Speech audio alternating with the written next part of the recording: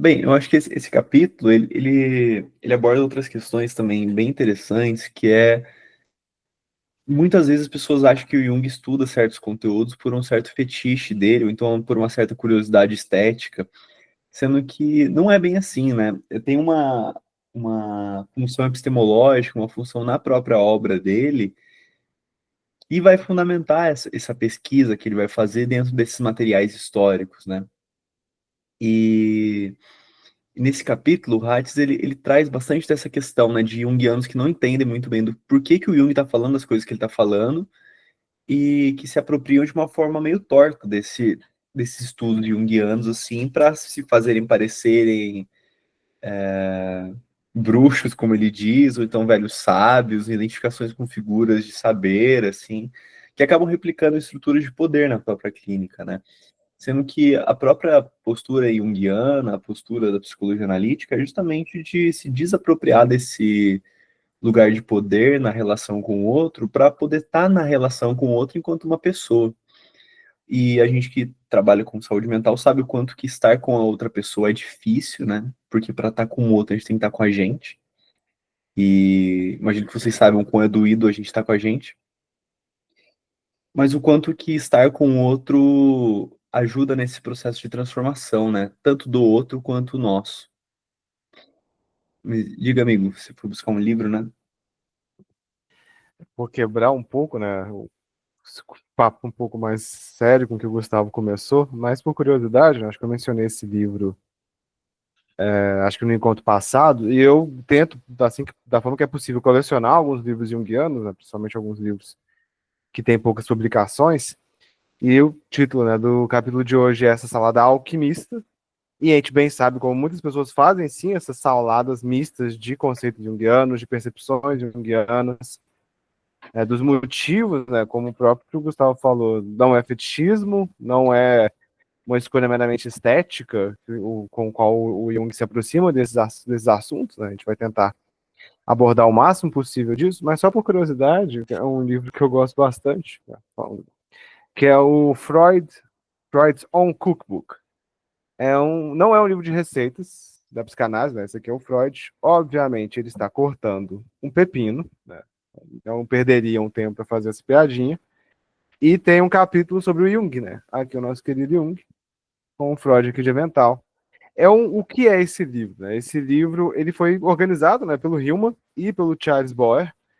Ele é uma história da psicanálise. Ele é, de certa forma, um grande resumo, né, da psicanálise freudiana, com alguns dos conceitos, alguns dos casos principais do Freud, só que usando o humor. Né? Então, todos os capítulos eles são focados em trocadilhos, tá? Eles usam trocadilhos junguianos o tempo todo, né?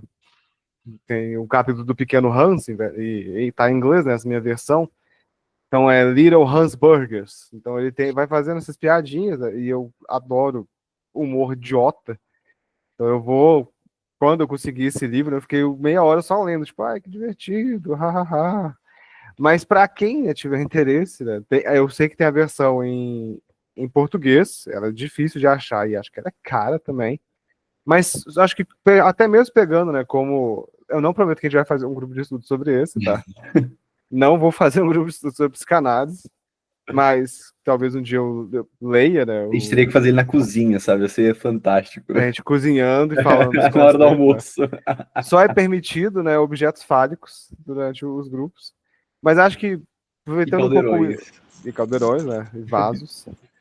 Mas aproveitando um pouco o espírito do grupo, né? Acho que, como a gente tem, né, o próprio Jung, a gente se vê em Olinda, e esse capítulo também, o Hartz usa talvez algumas das expressões mais incríveis, né, quando ele vai explicar algumas partes, né?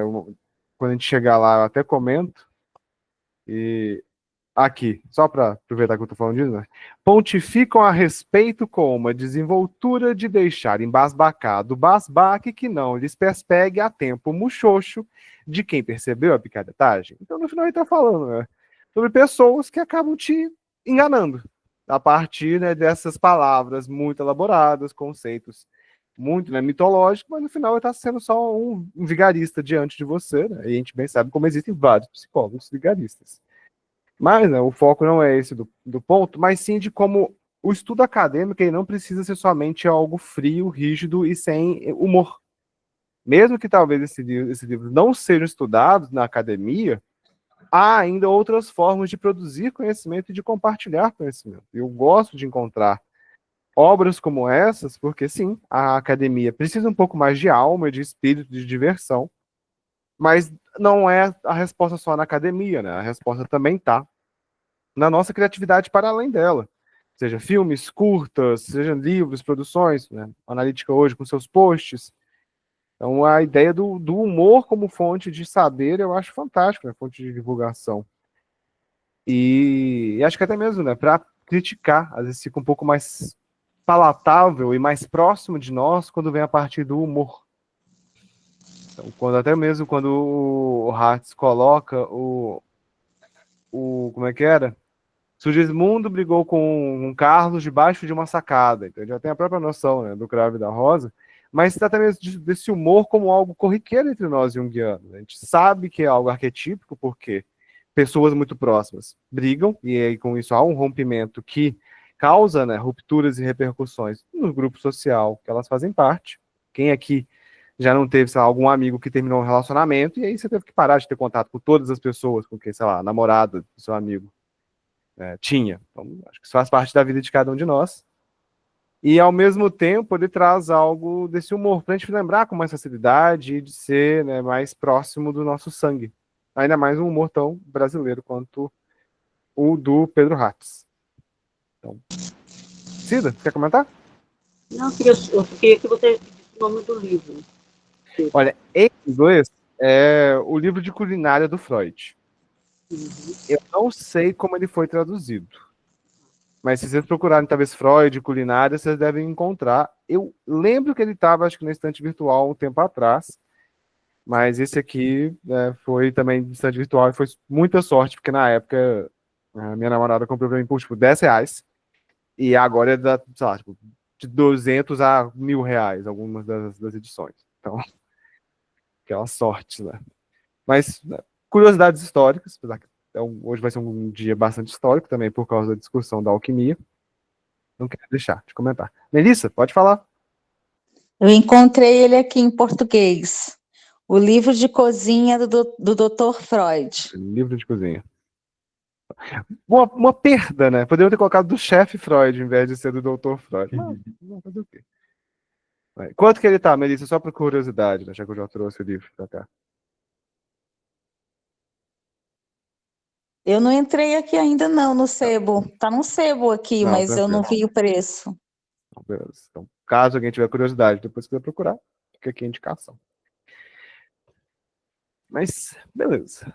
Você gostaria de começar hoje, Gustavo? Ou fazemos outro jeito? Bom, o Hatch, daí voltando um pouco nessa questão histórica também, né? Ele começa o capítulo falando assim: os junguianos do tipo bonzo da contracultura. Bonzo é meio sacerdote, meio. Não entendi muito bem o que essa palavra bonzo quer dizer. Vou até pesquisar de novo aqui no dicionário. Eu pesquisei, parecia sacerdote, monge budista, mas. Mas eu acho que o que o Hatz quis fazer com isso, Ah, tá, amigo, foi entendi mais agora. porque tem o jornalismo bonzo, né? Que é meio um jornalismo. Não só o jornalismo, né? Há várias formas de atuação bonzo, se eu não me engano. Acho que é bonzo mesmo. E é essa ideia mais revolucionária, né? Algo contra a corrente, contra a cultura, de realmente num aspecto contrário ao dogma vigente, mas acho que aqui ele quis usar mais como criticando a galera New Age junguiana. E é interessante, porque o Bones também, como é sacerdote, então sacerdote da contracultura, né? Faz sentido também, nesse sentido de que muitas vezes existem tipos de junguianos que a partir da identidade junguiana, usam essa postura junguiana para reforçar próprios preconceitos ou próprias opiniões que têm acerca de achismos esotéricos ou conhecimentos históricos, alquimistas, místicos, sei lá, né? Sendo que o Jung, ele não parte do misticismo para chegar na ciência, né? E por exemplo, os estudos do Jung sobre o misticismo, né, não é que o Jung era um místico que estudava misticismo, né, mas não, ele estudava isso do ponto de vista psicológico, né. Então, o que que leva alguém a fazer tal texto? O que que leva determinada cultura a produzir determinado tipo de expressão simbólica? E eu acho que o Jung ele se interessava particularmente por textos religiosos e por textos místicos, principalmente, sobretudo pela pelo caráter genuíno desses textos, assim, sabe? É, quando alguém escreve algo com tom religioso, aquela pessoa ela não tá tentando mentir de jeito nenhum, assim, né? Ela tá tentando expressar aquilo que ela tá vivendo da forma mais clara possível. E daí, tá, por que que o Jung não fica usando os textos teológicos, então, né? É porque quando você tem uma experiência, ela é uma experiência específica, né? E quando você expressa ela diretamente, aí sim você tem um material muito rico para você interpretar e para você tirar e derivar coisas disso, né? O problema dos textos teológicos, por exemplo, como a Bíblia, por exemplo, ou então outros textos de escrituras, é que eles passam pelo critério do dogma. Então isso não quer dizer que eles não sejam válidos, eles são válidos também. Porém, existe uma certa adequação. Então, se, por exemplo, se eu tenho a visão de que Deus é bom e mal, eu não posso escrever isso se eu estiver dentro da Igreja Católica. Porque o dogma da Igreja Católica é de que Deus é bom. Então aí a experiência ela é ou é fragmentada ou ela é adaptada para caber num dogma.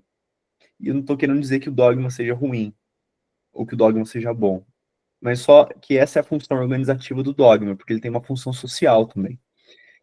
Mas estou dando uma volta bem grande para dizer que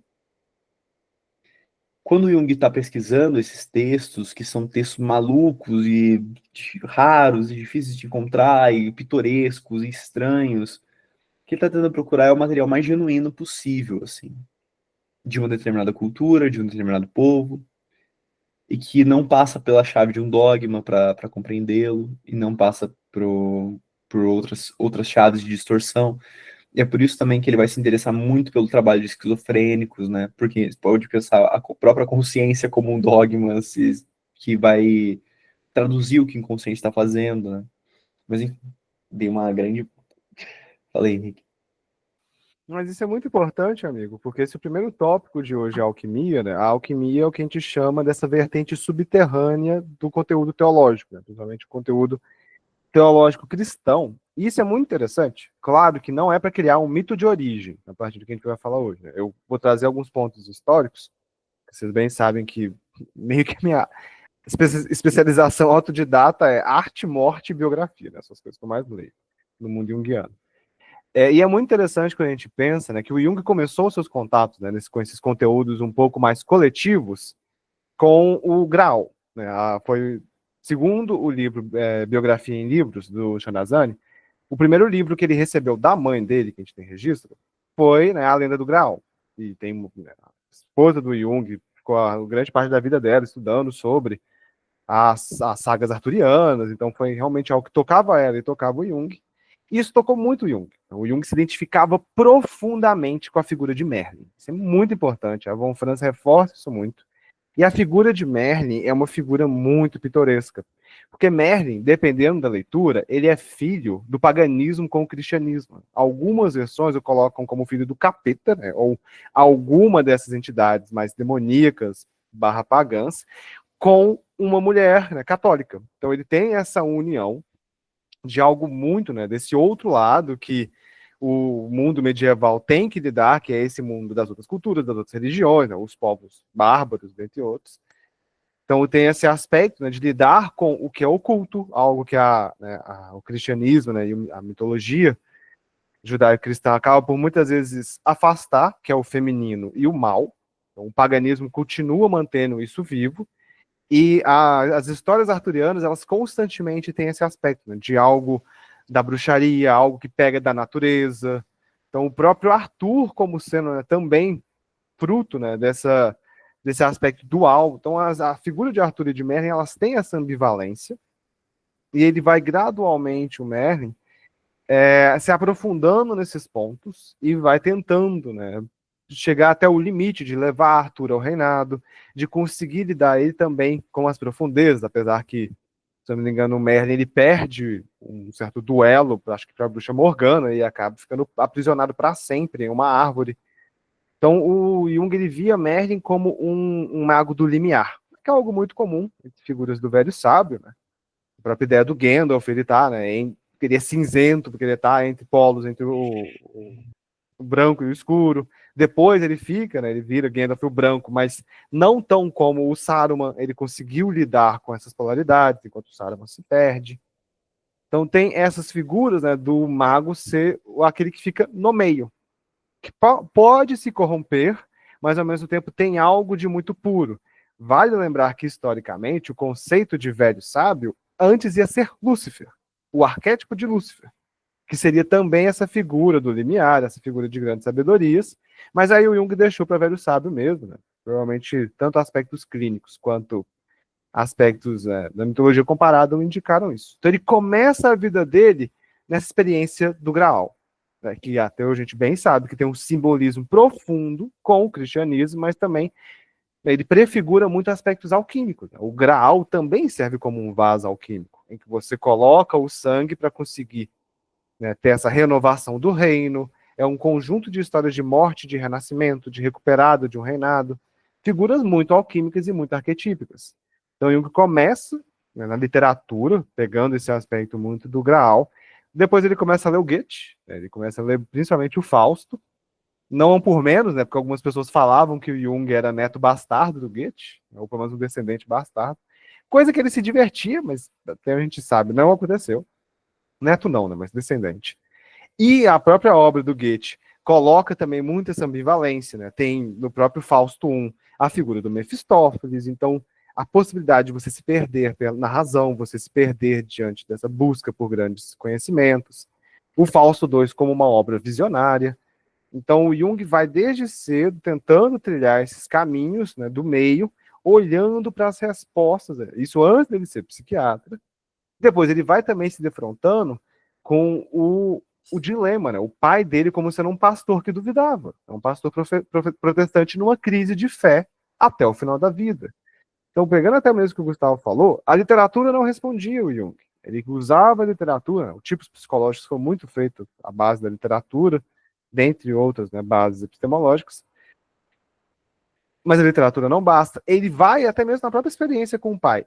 A teologia não bastava, o texto bíblico não bastava. Eles iam trazendo ampliações, mas diante dos grandes temas, as respostas ainda não ficaram um pouco nebulosas, pelo menos para o Jung. Então, as imagens que iam aparecendo para ele durante o autoexperimento dele, que é como algumas pessoas chamam a escrita do livro vermelho, né, o trabalho dele com o inconsciente, ele começa a tentar achar, pô, tô vendo o Filemon, tô vendo aqui a Salomé, tô vendo essas figuras múltiplas que eu simplesmente não entendo, deuses morrendo, reis sendo destruídos, heróis sendo mortos. Claro que tinha um aspecto muito pessoal, mas também tinha um aspecto profundamente coletivo. E o Jung foi procurando, né? Ele era um cientista também. Ele não achou em lugar nenhum.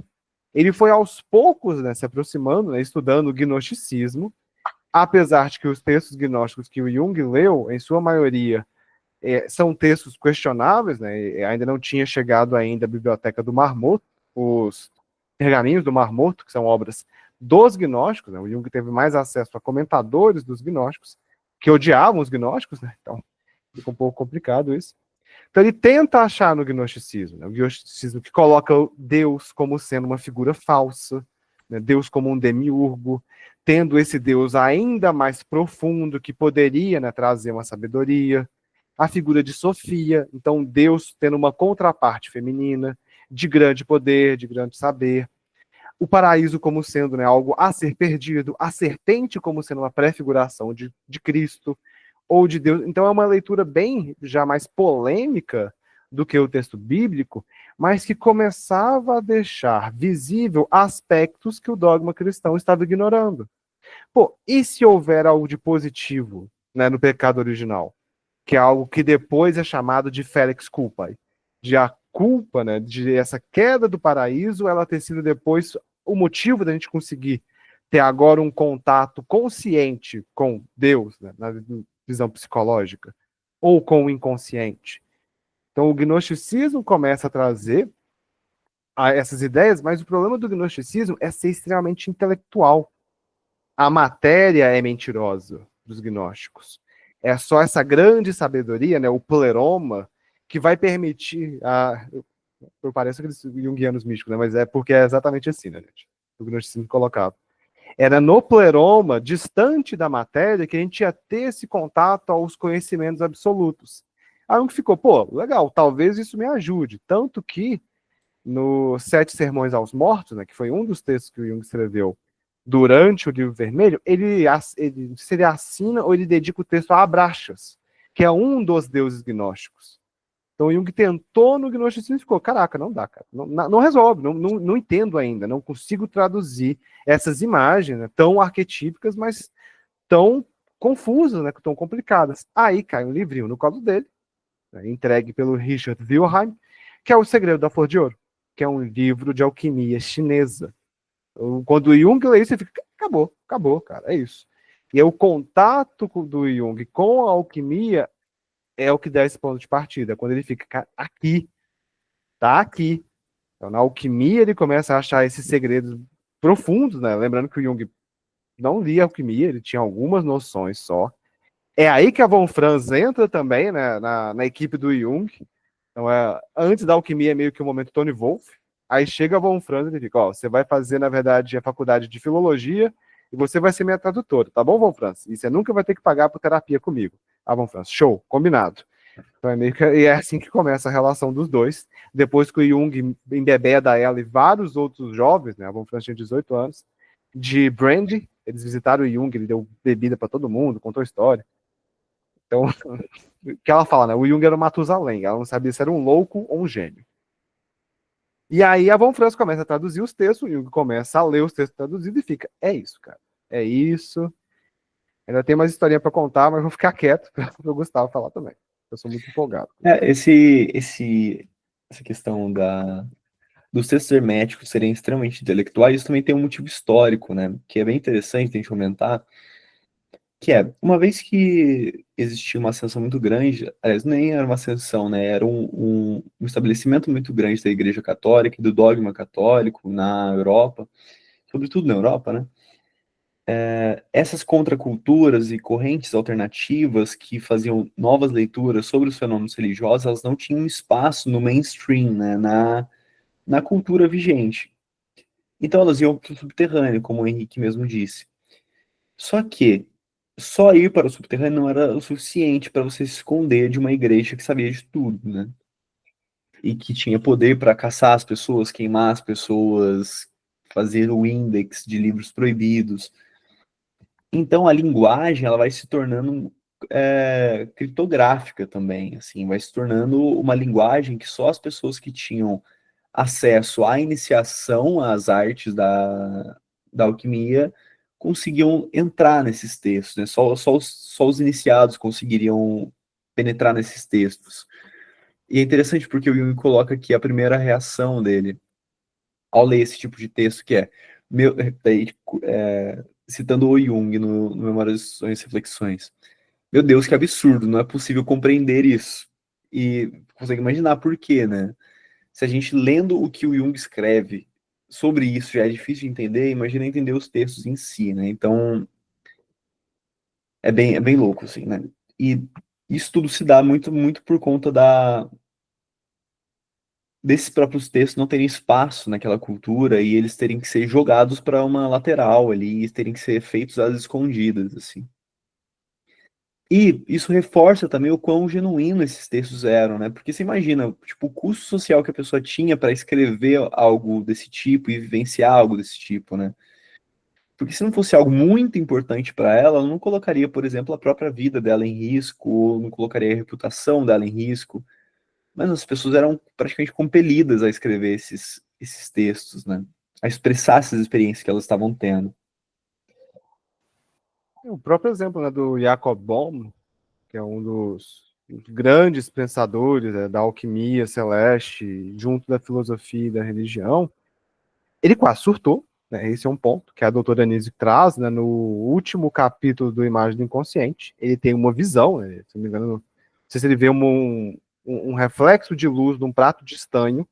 Ele, quando ele olha para aquilo, ele vê as equações do mundo, ele vê as verdades, muito mais do que qualquer um intuitivo, mas ele tinha uma família, ele tinha uma galera que apoiava ele foi perseguido, mas ele conseguiu produzir, então ele consegue materializar isso e dar forma e trabalhos, tanto que a gente tem os textos dele até hoje. É um negócio. Depois procurem os desenhos, né, ilustrações, é um negócio incrível, é bem interessante. Não é tão impactante quanto o do William Blake, né, que é outro, é ainda mais invasivo, eu diria, mas é também bem marcante. E o Carlos Pertwee, que foi cliente do Dr. Anise, que teve uma visão muito parecida com o Jacob Bohm, e ele surtou. Olha, Simão, do que eu me recordo, vieram principalmente dessas visões do Bohm mesmo. Eu não cheguei a. Eu tentei estudar bastante da biografia dele, porque eu fiz uma palestra no Museu de Imagem do Inconsciente, falando dele e do Carlos, mas do que eu me lembro, vinha muito, né, não só, principalmente das visões, acompanhado com o que já havia da alquimia medieval. Porque, se não me engano, a maioria dos textos alquímicos que a gente tem, eles estão focados muito no medievo, mas no próprio livro de alquimia da Von Franz, ela fala que tem, né, a alquimia medieval, a alquimia europeia, né, a alquimia árabe. O Jung nos dá um pouquinho do gosto da alquimia chinesa. Então, nós chamamos de alquimia, mas eles mesmos tinham suas próprias visões e eles iam, né, produzindo espontaneamente isso e criando tradição, né, da forma como é possível. Eu acho que isso que o Gustavo nos traz dessa genuinidade, né, vem direto do inconsciente, semelhante até como o Mário Pedrosa chamava, né, algumas das produções dos clientes da Nise, essa arte bruta. Bruta não porque ela é feia, mas porque ela não é polida, ela vem de um aspecto mais direto, né? Ou como o Jean Dubuffet chama, né? Ah, não, o Pedrosa chamava de arte virgem, se não me engano, e o Dubuffet chamava de arte bruta. O arte bruto. Então, essa ideia de algo não corrompido, tanto pela consciência, mas o Bohm só não surta porque ele consegue elaborar conscientemente sobre esses conteúdos, né? O Carlos não. O Carlos é tomado por essas imagens, ele consegue se organizar um pouco nas pinturas, mas não é o suficiente para ele. Então, acho que vem muito disso. São esses conhecimentos espontâneos, né? O Jung, quando ele vai estudar alquimia, é interessante como cada um deles encontrou a linguagem, né, e a imagem que melhor traduz a psique. O Jung encontrou isso na alquimia. Então, foi as imagens que melhor traduziram os conteúdos dele. Ele via como talvez o conteúdo mais puro de reprodução do inconsciente, né, nos alquimistas. Além disso ter ajudado, né, o final da vida dele e uma das relações mais importantes que o Jung teve no final da vida, que foi a relação com o físico Wolfgang Pauli. Então, o Pauli tinha sonhos profundamente alquímicos. Então, o Jung não só, né, já estava estudando para entender ele começou a estudar ainda mais para entender o Pauli. E eles terminam a vida discutindo sobre o átomo e o self. Então, a gente já pode até ver o que essas grandes mentes tentavam ver da aproximação da física quântica com a psicologia. Ou a Von Franz terminando a vida dela discutindo sobre o buraco negro e o simbolismo dos números. Eles estavam indo para campos muito além do que a clínica convencional às vezes está preparada, mas que os sonhos muitas vezes nos trazem de supetão. Acho que até mesmo como o Hartz coloca, às vezes são esses mesmos pacientes que aparecem, são pacientes que são tomados por imagens muito arquetípicas e que talvez uma outra abordagem clínica não seja o suficiente. Só que aí tem muita gente que não vai para esse estudo muito mais consolidado e fica achando que é só jogo de imagem. Esses bruxos, né, e saladas mistas que o Hartz comenta. Daí você pega todo esse conteúdo que o Henrique falou e você coloca em contato com uma pessoa que acha que isso é legal, sabe? Que é simplesmente legal, que é bonito, que é divertido, assim, né? Você tem a receita para um desastre, assim, né? E também pessoas que não conseguem compreender o quão séria a coisa é, assim, né? Tipo, pô, a gente não dedicou a vida dele inteira pra uma brincadeira, né? E essas coisas influenciam de verdade na vida das pessoas, né? E Quando a gente está na clínica, a gente percebe isso. Quando a gente está na nossa vida, a gente percebe isso. E aí, que tende, as pessoas, elas querem fazer um salto, né? Elas querem começar a ler Jung e já ir para ser um analista formado, assim, sem passar pelo processo de formação, que é justamente o processo de lidar com as próprias imagens. E daí não é nem lidar com as imagens da cultura que você vai ter que estudar para aprender a fazer as amplificações, para aprender a ter material comparativo, para lidar com o material que vem do paciente. Porque isso talvez seja a parte mais fácil. O problema é que essas imagens existem em nós. E é bonito falar da imagem de um buraco negro até ela aparecer num sonho seu, sabe? E isso é bem duro, né? Tipo, é bem duro mesmo. Tipo, é fácil falar, tipo, a vida pode perder o sentido. Mas esse sentido às vezes é recuperado, às vezes não. Mas ele pode ressurgir. Ele tende a ressurgir quando você entra em contato com essas imagens. Falar isso é muito fácil. Agora, viver a experiência de perda de sentido e, de fato, estar nesse escuro sem sentido é extremamente traumático, né? E é com isso que a gente está lidando na prática clínica, no nosso dia a dia, enquanto a gente está vivo mesmo, enquanto a gente passa por momentos mais desafiadores, e em momentos de passagem.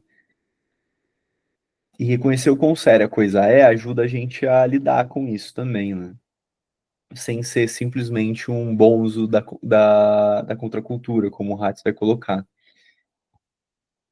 Porque quando a gente vai assumindo essa postura de ser um bonzo da contracultura, o que a gente acaba fazendo na postura clínica é justamente replicando uma postura de poder em cima do paciente. Porque uma vez que você não reconhece aquelas imagens como sendo naturais, e sim como frutos de uma teoria, quando o paciente vem e traz uma imagem parecida, você adequa aquela imagem à teoria, e daí você usa ela como se fosse um dogma. E daí, foda-se a imagem do paciente, né? Olha só como isso se parece com a ânima, aquilo se parece com a sombra, aquilo se parece com o self. Só que essas imagens estão causando coisas numa pessoa. E isso é extremamente sério. É como num médico, sabe? E o médico, ele não vê a pessoa na frente dele, ele acha que é um livro de anatomia, né? Talvez o choque da profissão da medicina, ela ajude a concretizar o quão real a profissão é. Mas muitas vezes é como a gente está conversando com as coisas e conversando com as pessoas, e parece que é só algo que a gente está lendo num livro que está distante. E é muito confortável ficar nessa posição de achar que é estar num livro distante mesmo, porque é assustador estar na vida e estar na realidade de lidar com essas coisas na nossa frente, né? Porque é uma profissão extremamente difícil. Mas, falei, amigo. Tem até um relato, né, se eu não me engano, é do James Hall, que eu acho muito significativo nisso. Tem uma vez que ele teve um sonho que do joelho dele, se eu não me engano, começaram a sair pedras. Não era exatamente de ouro, mas elas eram umas certas pedras. Então, não era qualquer pedra, mas não era das mais preciosas. E estavam saindo. E ele, né, o Hall era um psiquiatra também. Então, do relato dele, ele ficava muito preocupado de que era câncer, de que ele era um câncer, ou que ele estava ficando doente. Né? Ele leu bem mais nesse sentido orgânico das imagens. Ele vai desesperado para Von Franz, as vezes em que ele conseguia, né, ser atendido pela Von Franz, e aí ele conta isso para ela. E aí ela só para e fica, né? Não horas, né, porque eles tinham uma hora de sessão, mas ela fica um tempo procurando na biblioteca dela, e ele falando que ele ficava desesperado. Meu Deus, meu tempo da sessão precioso, tá acabando, eu pago caro para essa mulher. Apesar que a Von Franz era péssima, né, com dinheiro. Esse é outro relato que a gente sabe. Ela não soube lidar muito bem com isso, não. Mas né, ele desesperado, e a Von Franz lá pegando o livro, abria, olhava, pegava. Até o momento em que ela pega um livro, e exatamente no livro que ela pega, tem todo um estudo simbólico sobre, né, essa imagem das pedras nascendo do joelho.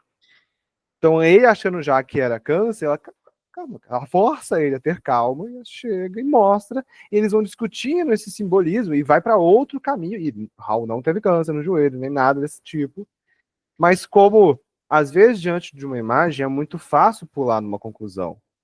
O paciente chega só isso, pronto, já sei. Você não faz um estudo, ou até mesmo você vai direto para o Jung e fala, o Jung falou, então tem que ser isso. mas vamos entender como essa imagem aparece, qual é o contexto dela, como ela afeta o paciente, e deixa ela ir se desenvolvendo. A gente pode voltar no sonho na sessão seguinte, daqui a um mês. Então tem várias outras formas, e que acho que é parte dessa crítica do Hatz, né, a outros junguianos, de já achar que dominam as imagens, que sabe que dá para brincar com a imagem de todo tipo, né? Como se um buraco negro no sonho não tivesse o peso que o buraco negro tem, né? Essa figura avassaladora de planetas e de tudo ao redor. Mas não, o sonho é só uma imagem. Então, acho que exatamente essa paciência. Às vezes a sessão vai acabar, vai passar do tempo. Mas a importância da imagem, do afeto, deveria prevalecer. Claro que não para todos os casos, mas acho que até mesmo esse relato mostra que é um estudo gradual. Que a gente estuda muitas coisas sem contexto. Imagina o Jung, psiquiatra já, que ficou no Burgosli, então todo dia dele era surto. Ele tem um sonho horrível de a Europa manchada de sangue, e o primeiro pensamento dele é: eu vou surtar. Vocês acham que ele foi para casa de boa? Tipo, vou ler o livro. Não, mesmo que a gente não tenha esse acesso, dá para a gente imaginar a angústia disso. Você tem uma visão tão reveladora disso e não ter resposta. Porque você não tem nenhum estudo que já comentou disso, não que você soubesse, você está ficando angustiado e você está tentando entender essas imagens, você está sofrendo várias outras coisas junto. Então parece que é bonitinho, tipo, igual o Gustavo falou, vou pegar aqui um livro, fazer uma ampliação, mas não vou me importar com o peso e o impacto que essas imagens carregam.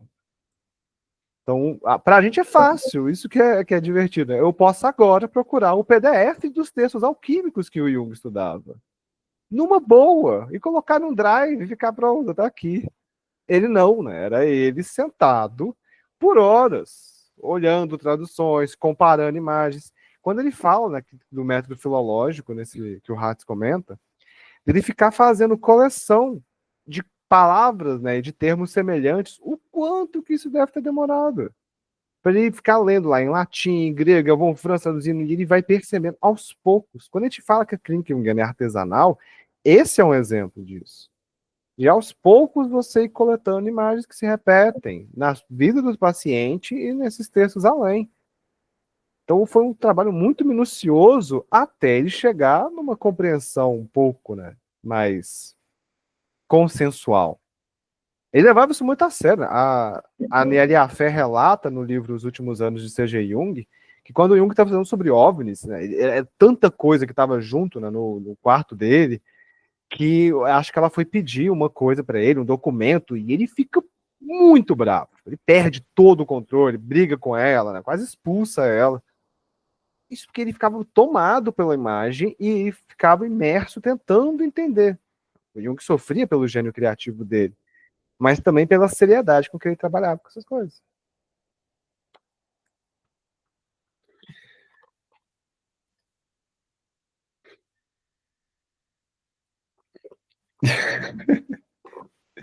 Alguém tem alguma dúvida sobre esses temas, né? Gnosticismo, alquimia?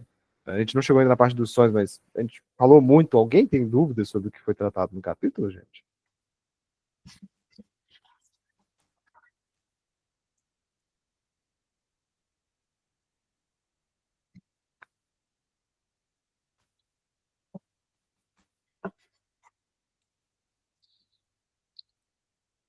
Ok. Então, continuando do que o Henrique estava falando, então vamos se colocar na pele do Jung e imaginar que a gente tem um sonho igual ao do nosso paciente que acabou de surtar e tem uma crise psicótica, ou então um episódio suicida. Eles têm o exato mesmo sonho, ou então um sonho muito parecido. Imagina o desespero, né, disso, assim. E aí, o Jung começa essas experimentações, o livro vermelho, ele começa a desenvolver essas imagens, e o que ele vai encontrar na alquimia vai ser justamente um paralelo histórico daquilo que ele viveu nos anos dele de confronto com o inconsciente. E é por isso que quando a guerra eclode, isso tranquiliza ele também, paradoxalmente, né? Porque quando a guerra eclode, ele percebe que, tá, ele não estava ficando louco, algo estava acontecendo ali mesmo. Ou então talvez ele estivesse ficando louco, a guerra eclodiu, ele atribui isso um significado àquilo e foi também, sabe? Mas enfim.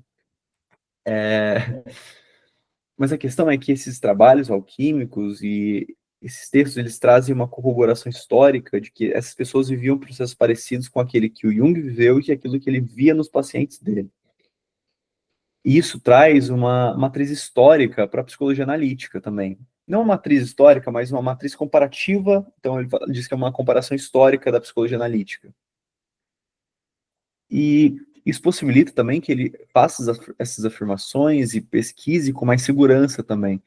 Porque daí ele não tem mais a experiência dele, dos pacientes para estudar, mas ele tem a experiência de culturas para estudar e de correntes culturais e de produções alquímicas de diversas culturas que vão apontar para fatos parecidos. Ele vai começar a fazer esse cruzamento de dados entre essas culturas, não só na alquimia, como na mitologia grega, nas mitologias afins, nos próprios contos de fada, na própria literatura, na arte. Então, isso tudo ele pegava para fazer uma triangulação de dados, assim, com o que ele estava tentando falar. Né?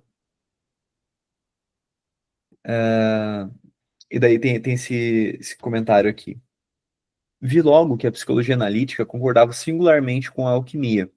As experiências dos alquimistas eram minhas experiências, e o mundo deles era, num certo sentido, o meu. Para mim, isso foi naturalmente uma descoberta ideal, uma vez que percebi a conexão histórica da psicologia do inconsciente. Esta teria agora uma base histórica. A possibilidade de comparação com a alquimia, da mesma forma que sua continuidade espiritual, remontando até a gnose, conferia-lhe substância. Estudando os velhos textos, percebi que tudo encontrava o seu lugar. O mundo das imagens, o material empírico que colecionara na minha prática, assim como as conclusões que disso havia tirado. Então é como se o Jung desenvolve um movimento sozinho, ele encontra outro movimento indo para o mesmo lugar. Isso gera a impressão que dá é que gera uma pacificação no Jung também. No sentido de, tá, ok. Tipo, mais pessoas caminharam para esse caminho, assim. E aí o trabalho dele foi de juntar esses fios e amarrar essas histórias e tentar demonstrar essas correlações. E é nisso que ele vai dedicar a década de 40, sobretudo, quando ele vai escrever Psicologia e Alquimia, né? Que ele vai pegar sonho por sonho, vai amplificar sonho por sonho e vai fazer as relações históricas da psicologia analítica com a alquimia. Ele vai escrever um texto que é muito importante, que se chama Introdução à Problemática Religiosa da Alquimia, onde ele vai apresentar esse problema e depois ele vai começar a desenvolver os sonhos do Pauli, que o Henrique falou. E isso tudo com uma seriedade muito grande, né? E daí, de novo, a gente transpõe isso para os bruxos junguianos, né? E a gente percebe o quão ridícula a coisa é, sabe? Porque, tipo, é um trabalho, que nem o Henrique falou, de uma minúcia, de um cuidado rigoroso, muito grande. E daí você pega pessoas que acham que simplesmente podem pular essas etapas, pular essa lida com a vida, essa lida com as imagens, para simplesmente se tornar analista, se tornar tal coisa, se tornar mestre, se tornar doutor, se tornar algo. Sendo que se tornar é justamente um ato, né? Não, se tornar é um devir também, né? Tipo, não é só eu sou aquilo, né? Mas eu me torno aquilo. Então, eu me torno analista, eu me torno psicólogo, eu me torno estudante, eu me torno pessoa. Enfim, não sei. Agora não. Aproveitando esse aspecto do tornar-se, porque acho que a seriedade desses conteúdos, né, e a minúcia e o rigor disso, né, e a importância que o Jung via nesses conteúdos, não é desprovido, né, nem de prática, nem de impacto. O próprio Gustavo comenta, né, dessa transformação que acaba tendo do conteúdo, da junção, né, do Jung perceber que ele não estava sozinho, né, que não era loucura da cabeça dele, mas que o que ele fazia e as hipóteses que ele tinham, né, um laço histórico, tinham produções que concretizavam e consolidavam mais essas hipóteses, a ponto de, se quisermos, a gente consegue até ver a alquimia, ainda falando dela antes de falar de sonhos, quase como uma prefiguração da psicologia, se não da psicologia como um todo, pelo menos da psicologia analítica. de a partir das projeções, a partir da fantasia, você ir trabalhando os seus conteúdos e aos poucos tentando unir os opostos. Para o Jung, esse era um dos objetivos, né, da psicologia. Então, há essa felicidade que se encontra a partir disso.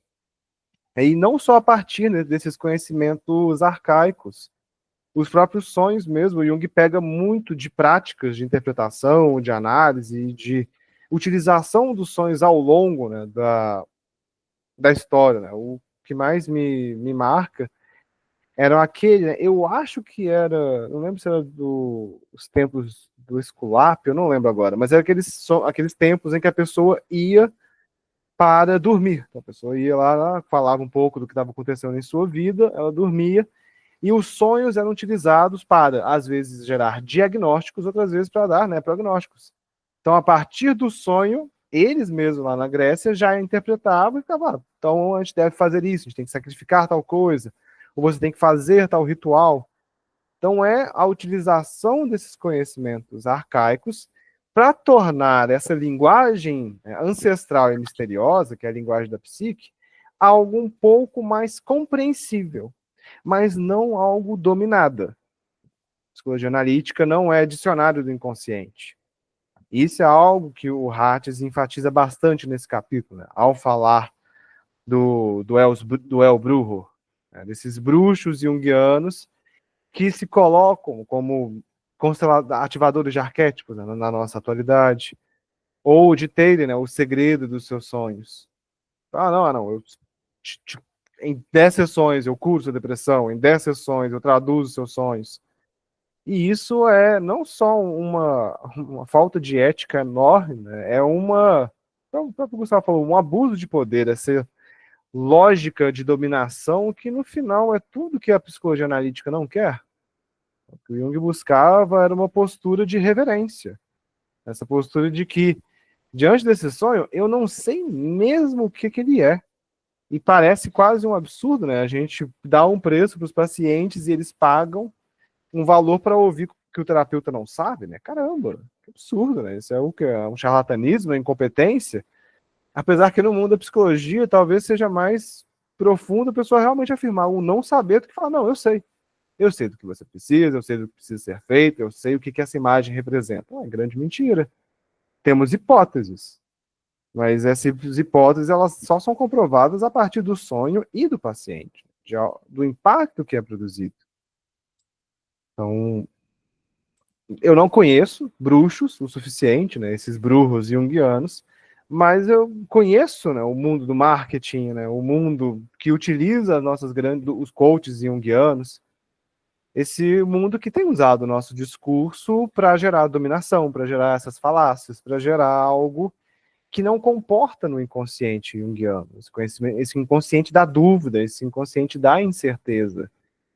E como a clínica é feita a partir de humildade também. De que será que essa imagem pode significar? Vamos tentar descobrir. É o que a Nise fala que a Von Franz fazia. Que o símbolo é como uma corça. E essa corça está aí, selvagem, andando pelo bosque. Você pode tentar, como um caçador, só matar a corça. Aí você destraçalha ela, e quando você percebe, você não tem nem a corça mais. Você tem o produto, né? Você tem algo que vai ser útil para você.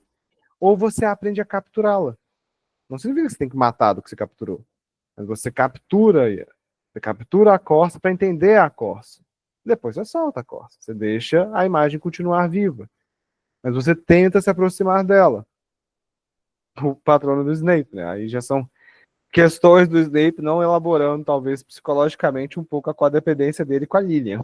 Mas também, acho que na busca do Harry Potter, né, ao longo, é ele perdido, ele tentando, né, descobrir qual é a verdade do Snape, qual é a verdade do próprio passado do Harry, qual é a verdade do Voldemort, qual é a verdade da morte. Sendo o Harry aquele que, diante da dúvida, se entrega, né, à certeza da morte.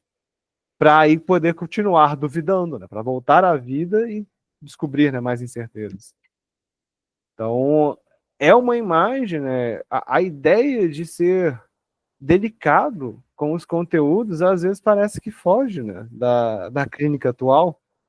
É a Nise falando que é só a partir da construção de um ambiente cordial que os clientes dela poderiam produzir essas imagens. Né? Não é chegar lá, tacar o cavalete e falar, desenha aí. Não, cara, é esperar. É esperar que o tempo vire um tempo fértil e não forçar um prazo. Não, é por menos que a clínica junguiana é muito mal falada também. É uma clínica da espera. E não vivemos uma sociedade que gosta de esperar as coisas. Né? Mas, Gustavo, quer comentar? E, bem, então, se a gente tem um sonho, o Hatz vai colocar duas perguntas, né? Então, a gente interpreta ele ou a gente não interpreta ele, né? Então, o que a gente faz diante da imagem? A gente espera, a gente não espera, a gente age sobre ela, né? Essa espera que o Henrique fala não é também uma espera passiva, no sentido de, tipo, só aguardar a vida acontecer, né? Mas a gente ter paciência com as coisas e de esperar as imagens se desdobrarem também, não agir apressadamente. Tem o ditado alquímico que diz que o opus alquímico deverá acontecer sem pressa, sem desespero e sem alguma coisa. Eu não lembro o final do ditado. E é duro não ter pressa, é duro não ter desespero às vezes, né? Porque às vezes a imagem surge e a gente quer resolver ela, se livrar dela. E daí o Hatz vai colocar assim: mas há outros tipos de junguianos intérpretes de sonhos. Aos que propõem que o sonho não tem nada que ser interpretado, tem mais é que ser vivido, para que os fantasmas reprimidos sejam libertados, libertar os potenciais energéticos, soltar a cachorrada, em suma, atuar. Aos que se omitem zelosamente em sua ignorância. E é interessante isso, né? Porque o símbolo ele já é a melhor interpretação dele mesmo. O Henrique, a gente deu um grupo sobre métodos de interpretação no semestre passado. Porque a coisa que eu mais aprendi, assim, sobre o método de interpretação é que a gente tem que ter uma atitude muito respeitosa frente à imagem. Porque ela já tem nela o que a gente tem que ouvir. Então, é muito mais a gente aprender a ouvir a imagem e aprender a ver a imagem e aprender a entrar em contato com ela do que aprender a aplicar algo sobre ela, né? Como se a imagem fosse incompleta e assim que eu aplicasse a teoria junguiana, ela fosse se completar. Não, a imagem ela já é completa, né? E a teoria junguiana, né, o método junguiano, é justamente um método de como se aproximar dessa imagem. E isso é bem estranho, né? Porque normalmente quando a gente vai fazer uma análise, a gente pega uma imagem e começa a partir ela em categorias e tal. Só que eu lembrei agora de uma frase do Rio, que ele fala assim, não existem criaturas mais misteriosas do que as obras de arte. E que é muito difícil de se aproximar delas, dessas criaturas que são as obras de arte. Acho que dá para transpor essa para as imagens psíquicas também, sabe? Porque a depender do modo como a gente se aproxima delas, elas se esvaem, né? Elas desaparecem na nossa frente, assim, e a gente fica só com aquilo que a gente quer achar, com aquilo que a gente queria que elas fossem, o que ou a melhor adaptação que a gente encontrou para colocar na teoria naquele momento. E nisso a imagem em si ela é perdida, porque quando a imagem em si ela é vivenciada, cara, a vida é vivenciada.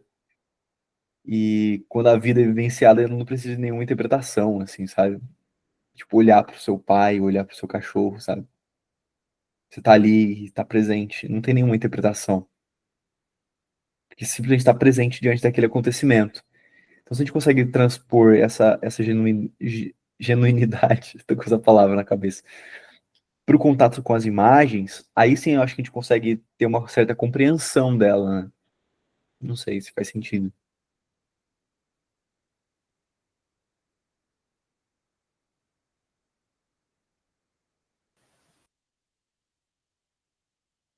Faz sentido, galera? Mas Sim, faz sentido. Eu vou participar então um pouco, porque às vezes fica uma galera muito quieta. Mas não, sim, semana passada foi intenso, hoje vocês estão mais quietinhos. Mas pode falar, Simão. faz sentido mesmo. Isso é É, Manda eu, mais. eu acho que, Manda abraço. não, eu acho que tem uma parte que eu tava lendo, não sei se foi em Psicoterapia do Jung, mas ele fala muito sobre a questão de quando você tem aqueles sonhos premonitórios, de como que pode ser premonitório, sendo que você teve ele, eu até esqueci agora se não devia ser premonitório, porque ele acontece antes, alguma coisa assim. E faz muito sentido, né, de que a gente acha que é uma coisa depois, só que já está acontecendo, né? E, enfim, eu lembrei dessa passagem, assim, também, que faz bastante sentido. O inconsciente, ele vê, né, informações que o tempo todo a gente acaba por ignorar, né? Acho que é interessante isso quando a pessoa coloca, mas existem sonhos premonitórios? Na psicologia analítica, existe não nesse sentido místico, né, de a gente ter acesso a realidades diversas, mas o inconsciente trabalha com possibilidades, com elaborações, com reações e produz uma imagem. Claro que há também, né, um exemplo muito interessante em que isso aparece são sonhos premonitórios que aparecem muito antes da morte, né? A Von Franz discute muito isso nos Sonhos e a Morte, sobre como às vezes o corpo já indica o fim da vida tempos antes. Talvez o corpo saiba, né? Eu não sei o quanto que um corpo consegue prever o seu fim. E também a psique, né? Se há uma certa relação entre psique e matéria, também consiga traduzir isso de alguma forma. Então, bom, você tem pessoas que vão sonhando ao longo de meses e os sonhos já iam indicando no final da vida e ela ia elaborando. Outras vezes as pessoas já sabiam que estavam com alguma doença terminal e os sonhos também iam elaborando. Então, a gente, infelizmente, né, ou felizmente, tem também essa experiência linear, tem essa experiência causal. Então, a nossa percepção ela acaba sendo muito restritiva. Enquanto, né, talvez outras culturas ou outras existências, né, conscientes veem a experiência de uma forma totalmente diversa, né? Aquele próprio filme, o Interestelar, elabora isso muito bem, né? Quando esqueci o nome do cara. Mas o Matthew McConaughey, né, o ator, entra no buraco negro e ele começa a ver pessoas que, não pessoas, né, mas seres que vivem em 4 dimensões, 5 dimensões, e o tempo para eles é tão próximo quanto tocar numa corda. Pois para eles é algo, né, que é como essa realidade se expressa. Então a gente não sabe como a psique funciona. A gente tem hipóteses e tem os produtos dessa psique. Por isso, né, que essa pergunta que você faz aqui no chat, Simão, de existem algo que poderia estimular os sonhos?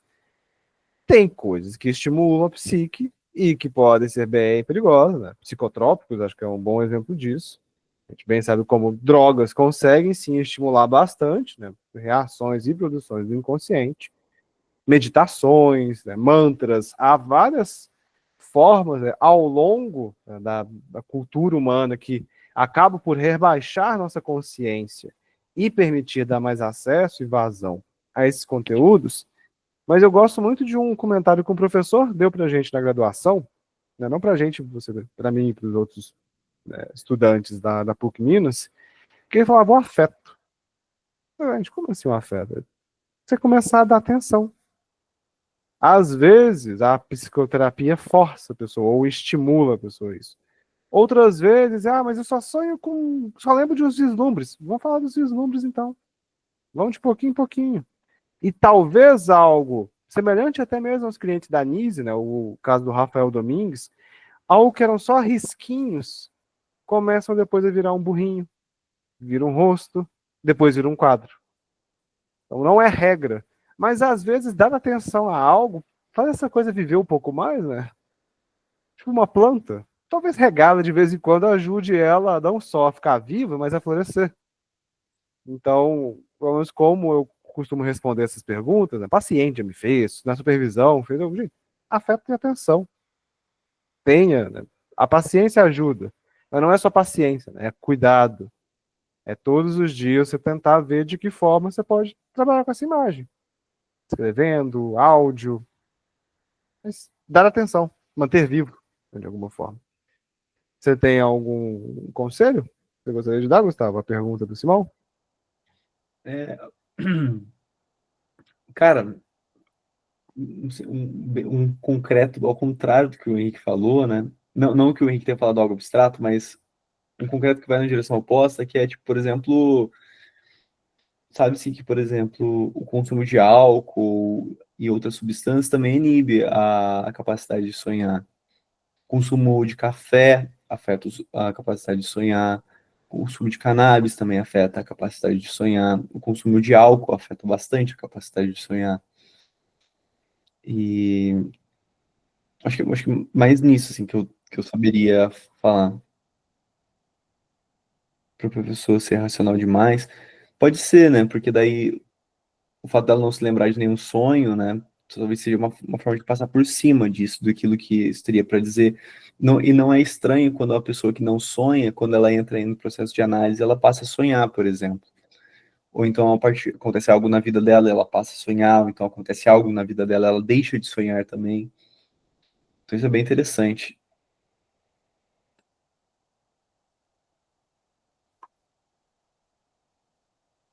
E aí, esse sonho, né, esse símbolo, o que ele causa, se a gente entra em contato com ele de uma forma simbólica, e simbólica para o Jung quer dizer o que é mais verdadeiro, né? Não, não, simbólico não é menos do que real, né? Simbólico é o real para o Jung. O contato com o símbolo permite que exista uma nova organização psíquica, uma transformação, uma mudança da paisagem mental, digamos assim. Só que é muito duro permitir que essas mudanças aconteçam, porque para elas acontecerem, a gente tem que entrar na vida de fato. E daí a gente tem que abandonar nossos preconceitos e estar ali com o símbolo, estar ali com a imagem.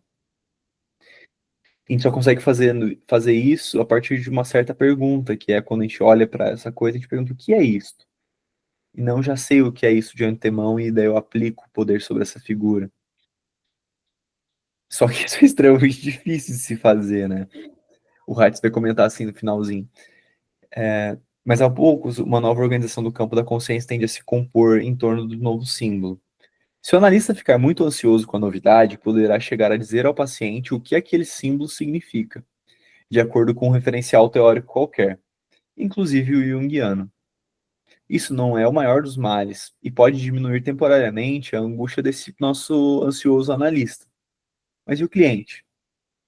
Seu símbolo fica reduzido ao significado prefixado e único, sujeito à preferência do analista, e daí ele vai continuar, né? O símbolo vem do inconsciente. Temos de admitir, portanto, para início de conversa, que não conhecemos seus limites nem sua capacidade estruturante. Nem temos o direito de reduzi-lo a um significado fixo, nem a pretensão de esgotá-lo. Não podemos ficar inertes diante dele, nem o retalhar em partes mais identificáveis. E, gente, isso é bem difícil de fazer. Bem duro. Bem difícil de fazer. Bem difícil de fazer. Porque a primeira coisa que a gente faz quando um símbolo aparece de verdade é se esconder ele. Não sei, posso estar projetando também. Mas sim, símbolos são amedrontadores, se a gente olha eles de verdade, assim, e ao mesmo tempo transformadores. Porque elas são a expressão de algo desconhecido, né? Nesse sentido, elas são a expressão daquilo que a gente mais teme também, ou daquilo que a gente poderia vir a ser, daquilo que a gente não é. E os símbolos são algo Mais novo. divertido. E o símbolo, ele traz sempre algo novo, né? E você parar para pensar na neurose, a neurose é justamente a não aceitação de que algo novo surja. Uma depressão, né? A pessoa ela se aprofunda intensamente para baixo e não impede que outras coisas surjam. Então é como se houvesse uma certa teimosia psíquica, que é muito difícil de se lidar e que muitas vezes só consegue lidar com ela estando em contato com o outro, assim. E daí a gente não pode ser mais teimoso do que a teimosia do outro, sabe? Tipo, porque daí vamos ser dois teimosos. E daí aqui é o pacto sombrio que a gente falou no primeiro encontro, né? Tanto o paciente quanto o analista se perdem no inconsciente. Mas é justamente o afeto, o mundo concreto, a vitalização desse símbolo e a concretização desse símbolo na vida que vai permitir que essa neurose ela consiga ser ouvida também, né? Porque a neurose ela propõe uma própria terapêutica dela, um próprio esquema de tratamento dela. Enfim, falei, amigo. Tem uma máxima alquímica que é a substância é feita a partir de sua própria água. A partir do que ela própria produz, a gente vai utilizando para poder, né, se aprofundando cada vez mais, gerar mais coisas. E como clínicos, às vezes a gente tem que ser meio, não sei se é meio babaca ou é meio criança, de certa forma. Já o paciente sonha com um cachorro, você, mas o que é um cachorro? Como assim que é o cachorro? Você sabe o que é o cachorro? Eu não sei o que é o cachorro. Como que é o cachorro que você sonhou? E a pessoa vai descrevendo. Tipo, você tem alguma lembrança sobre esse cachorro? O que você acha que pode ser esse cachorro? Tem algo de cachorro em você? Que nome você daria? Perguntas mil são possíveis. Mas isso é esse trabalho, né, pessoal com a imagem. Ah, sonhei com Zeus. Ah, ótimo. Já... Não, mas que Zeus é esse? É o Zeus do Hércules? É o Zeus do God of War? É o Zeus da mitologia? Isso ajuda a amplificar, exatamente, Simão. É esse trabalho gradual de amplificando. Pô, gente, é muito legal quando você tá, a pessoa vem com um sonho. Eu falo legal, mas junto, né, da angústia. E aí você começa a procurar dicionário de símbolo, e aí você começa a procurar na internet, aí você vê texto do Jung, aí quando você percebe, tá lá, mas ao mesmo tempo não tá.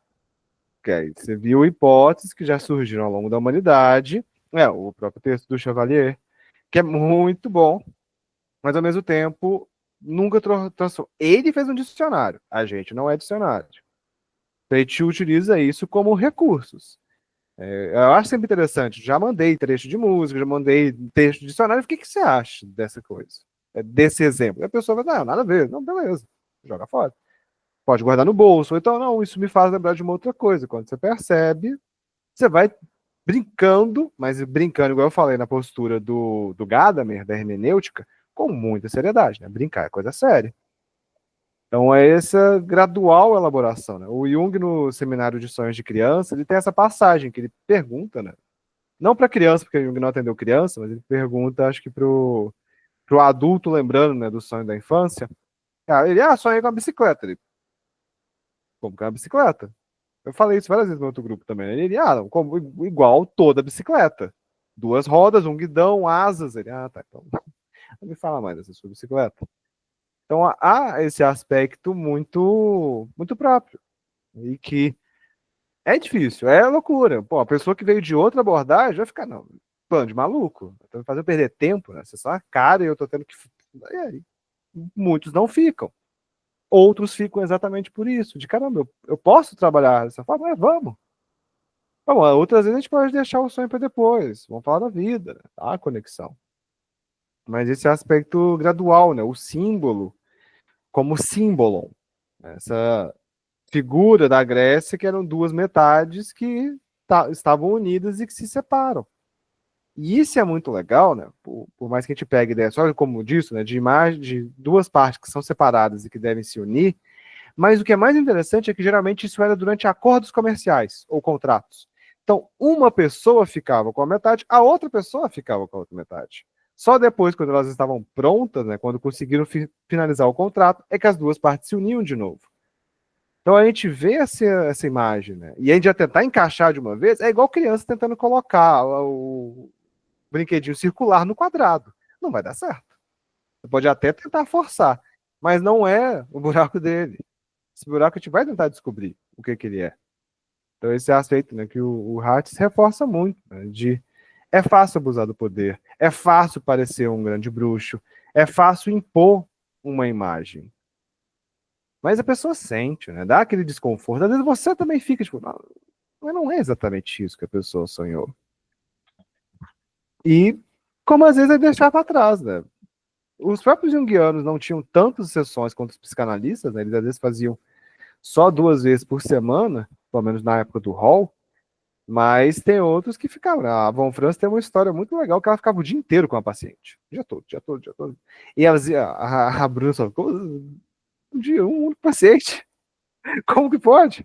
Mas eu acho que não eram sessões tão corriqueiras, mas a Von Franz ela ia, ela passeava, né? Elas iam num parque, e aí depois elas iam no bar. Você fica, como assim? Enquanto atualmente a gente tem a clínica peripatética, a gente tem a ideia de clínica ampliada, então os junguianos, muito visionários eles. E a mulher não falava nada. Ela ficava 6 horas enrolando. enrolando. E aí a Von Franz, faltava 15 minutos, algo assim, ela olhava pro relógio, apontava para ele, e a paciente ficava centrada, e nesses 15 minutos ela discutia tudo que ela precisava. Como tem vários pacientes que não jogam bombas, né, nos 3 minutos finais da sessão, mas ela deixava isso. Você quer usar esse seu tempo? Então vamos usar esse seu tempo, e nesse momento, mas no final você tem que realmente, né, fazer valer. Ou o paciente do Jung, que ficou 10 anos bostejando. Tipo, nada que o Jung falava, o cara ouvia. O Jung, mas isso aí, não, tô nem aí. Até o momento que ele chega. Obrigado. Eu sei o que eu preciso fazer. Era isso, isso, isso, isso. Mas eu precisava de alguém que me escutasse. Não que tentasse me corrigir, não que tentasse... Alguém que me ouvisse. O Jung aceitou e foi. Por isso que ser junguiano é tão esquisito. Eu acho que é tão criativo também. Mostra como toda sessão realmente clama por algo novo. Cada psique vai ter algo diferente para poder traduzi-lo. Você tinha levantado a mão, Melissa? Você quer falar? Eu estava aqui pensando na questão da resistência, sabe? Porque na psicanálise se fala muito da resistência, né? O sujeito, às vezes, tem uma resistência de entrar em contato com certos conteúdos do inconsciente, né? Por isso que estão inconscientes, né? Para a psicanálise, né? Principalmente. Uhum. Como é que é essa questão da resistência para o Jung? Porque eu estava aqui pensando, às vezes, vou falar de mim, né? Eu não consigo falar dos outros, eu só consigo falar de mim. Eu tenho muitos sonhos que, quando eu acordo, eu automaticamente, no momento que acordo, eu já sei que eu já começo a reprimir um monte de partes do sonho, não consigo mais lembrar. E na hora que eu vou registrar, eu sei que eu estou registrando assim, o sonho totalmente já incompleto, né? Assim, faltando várias partes, né? Que eu omiti de alguma forma, sabe-se lá por quê. Mas que eu acredito que tem a ver com um processo de resistência mesmo da gente do ego, né, para entrar em contato com esses conteúdos, né? E aí, como é que Uhum. fica isso? Porque quando a gente vai analisar um sonho, vai estar faltando muita coisa, nunca vai estar completo do jeitinho, nunca vai estar inteiro como a gente sonhou. A gente vai sempre, talvez, é como um quebra-cabeça onde a gente vai pegar algumas peças e vai de repente até conseguir encaixar algumas peças, mas sempre vai ficar faltando o resto da imagem, sabe? Não sei, assim, se eu me expressei bem, eu queria que tu me explicasse um pouco a respeito disso. Melissa, essa questão é bem interessante, né? E, e queria começar falando que bom que tem resistência, né? A resistência tem seu papel também. Quem não tem resistência são as pessoas esquizofrênicas, que estão próximo do campo da psicose, né? Que daí tem essa permeabilidade absoluta em relação ao inconsciente. Quando você falava, eu lembrei de uma carta que escrevem para o Jung falando sobre tipo, a vontade de se desfazer do ego.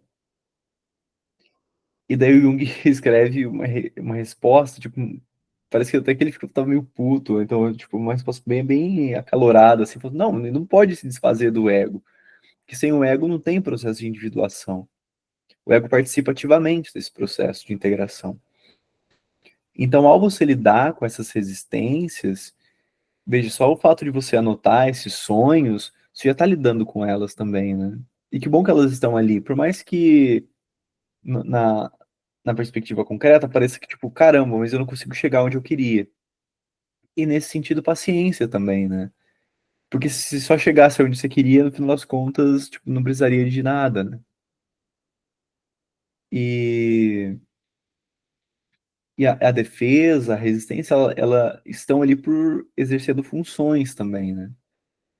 Então não é como se a gente não pode simplesmente tirar algo que exerce uma função, porque a gente não sabe o que vai ser colocado para exercer a função no lugar daquilo. E nesse sentido, tem uma frase da Clarice Lispector que é bem interessante, né? Que a gente não pode se desfazer dos nossos defeitos, porque a gente não sabe qual é o defeito que estrutura o nosso edifício todo. Então, cuidado ao tentar se desfazer das resistências, porque talvez seja a própria resistência que possibilite o processo de acontecer, sabe? E claro, talvez o processo não seja tão rápido quanto a gente gostaria que ele fosse, não seja exatamente como a gente gostaria, como a gente fantasia e tal, mas ele é o que está acontecendo, né? Então, nesse sentido, de ter paciência com você mesmo, sabe? No sentido de, tipo, você já está trabalhando, né? Já está anotando os sonhos, mesmo que seja fragmentado. Bem, é, por excelência, o sonho, a recordação que a gente tem do sonho é uma fragmentação do próprio sonho, né? Acho que é assim mesmo.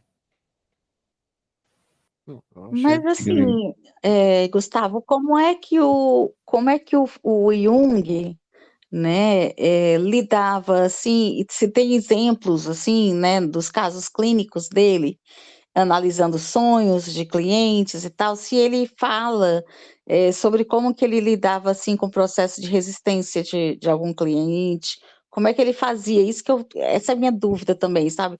Na postura do psicoterapeuta, como é que ele vai abordar a resistência do cliente?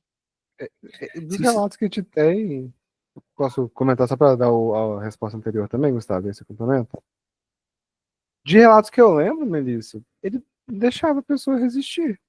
Ele não tem que forçar, né? Se a pessoa está diante de um muro e sabe como superá-lo, mas não quer, ou está diante de um muro e não sabe o que fazer, não é o Jung que vai dar o resultado, mas também não é ele que, se a pessoa já sabe, vai falar, não, pronto, faça isso. Ele, de algumas posturas que a gente sabe, ele deixava a pessoa resistir, porque se a resistência aparece, ela é parte do processo, né? Igual o Gustavo falou. Não quer dizer que ele não tenta provocar, não tenta fazer suas intervenções. Né? Esse paciente que ficou anos com o Jung, o Jung tentava fazer intervenções e o paciente ignorava. Então havia, se a gente quiser chamar isso de resistência, uma resistência do paciente de elaborar em diálogo esses conteúdos. Então o Jung só parou. Ele parou de intervir. A intervenção dele, de certa forma, foi deixar o paciente se dar o próprio tempo.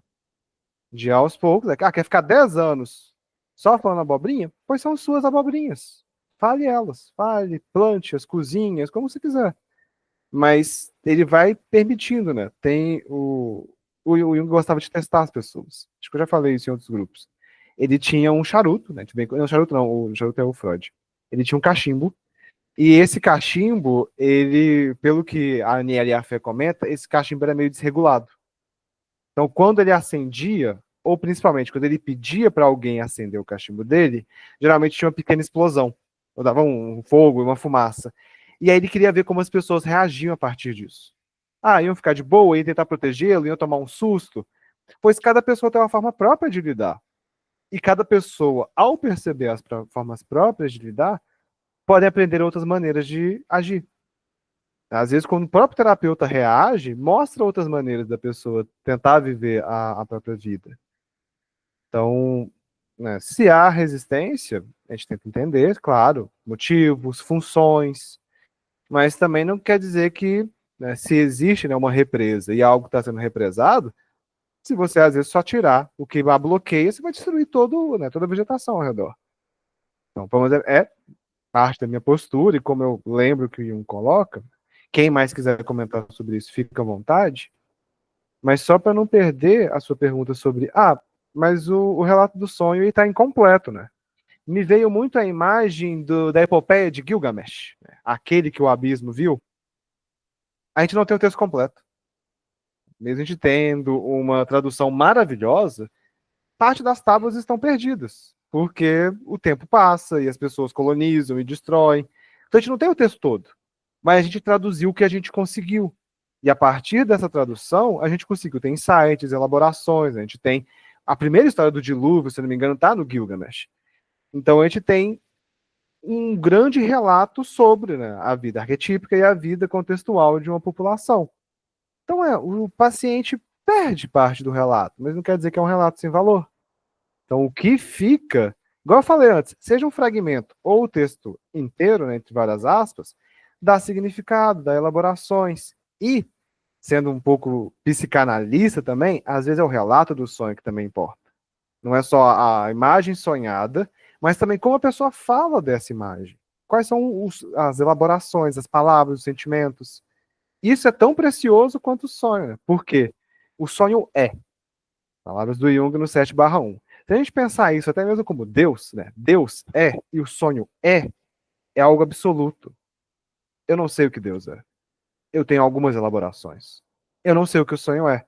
Eu não tenho todas as elaborações. Talvez a gente não deva olhar para a totalidade do sonho. A gente trabalha com o que fica. E é a partir disso que a gente tenta, né, entender essa mensagem que vai demorar anos para ser codificada. Porque o sonho é só um trecho, né, da narrativa da psique que está sendo contada desde que a pessoa nasceu, né? A Bruna falando, a gente tem acesso àquilo que é possível lidar naquele determinado momento. Às vezes o esquecimento é a melhor coisa que pode nos acontecer.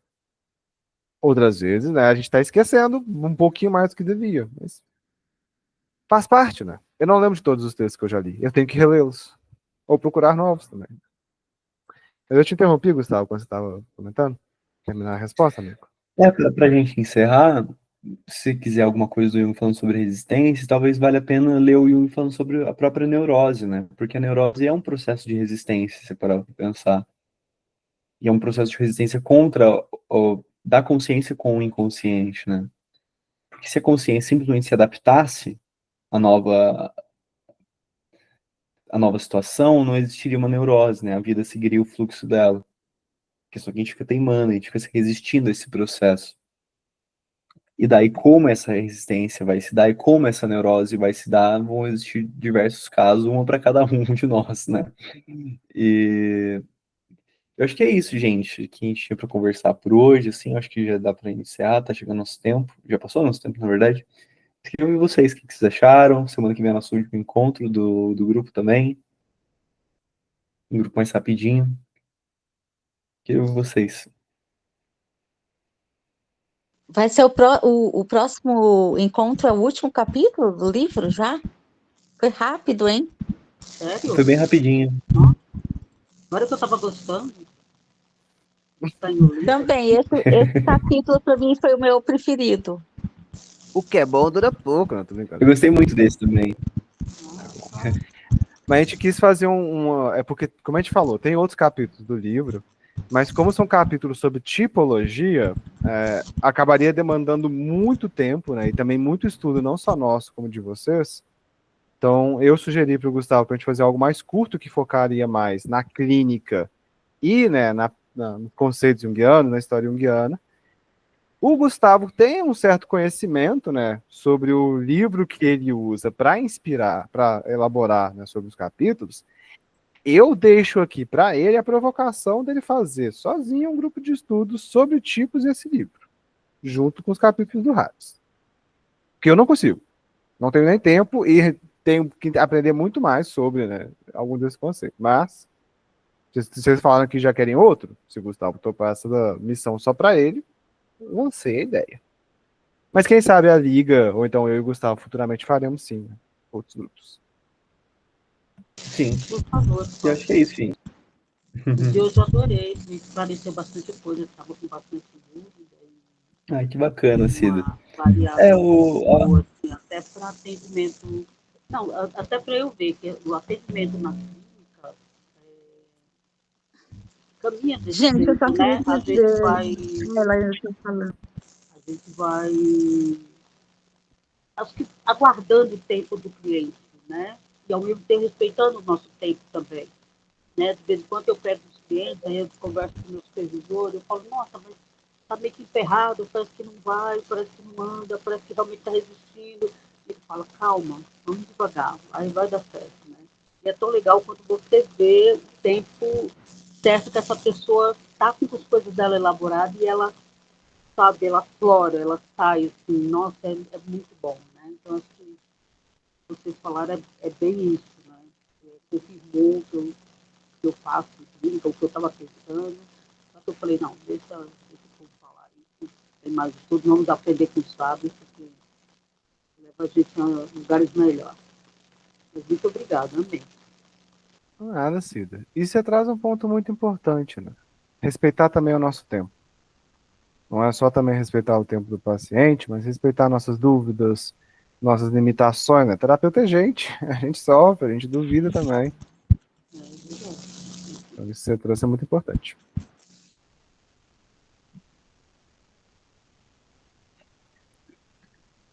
Valeu, gente. Obrigadão. Obrigado, Lila, Luísa, Sofia. Um abraço. Boa Valeu, noite. gente. Obrigada. Tchau, Fabiana. Tchau, tchau. Não, Tchau. tem semana que vem, tá, gente? Essas Ah, ideias, Semana que vem semana esse nosso encerramento. Tá vendo? Tchau, tchau. Tchau, gente. Abraço. Não se esqueça da gravação, amigo.